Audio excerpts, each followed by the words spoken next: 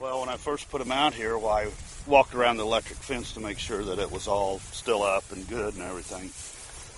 And they just followed me along, stayed behind me. When I got down to the bottom of the hill at the corner, there was a bunch of poison ivy. And they just stopped. They stayed there. It was like ice cream. They love poison. So they didn't follow me the rest of the way around the fence. Right now, the U.S. is importing over 1 million pounds a week of goat meat. A lot of it's coming from Australia and South Africa and stuff like that. It's easy to get into the goats because compared to a cow, you know, you may spend $100 on a goat or $1,000 on a cow.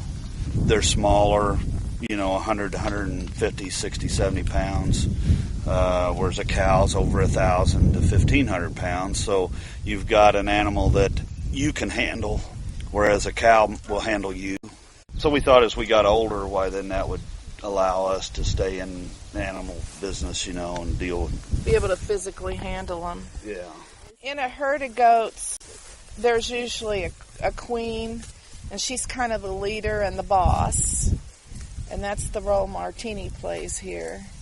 And she kind of leads them to, you know, wherever they're going. She's always first position in the feed bunk. We call her greeter goat because when we had them up there, she found a place to get out. And every time you drive up, she'd be out. She'd come see you. So we named her greeter goat. The llamas are more here for an intimidation factor. I don't know that they would really fight off an animal, but just because they have a keen sense of sight and they'll see something before anything will, and they'll kind of walk towards it, and their size will intimidate, you know, like a dog or a coyote.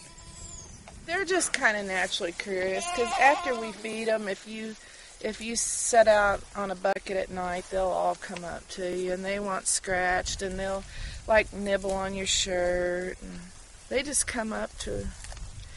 And they say goats are really smart. They say they're one of the smartest animals.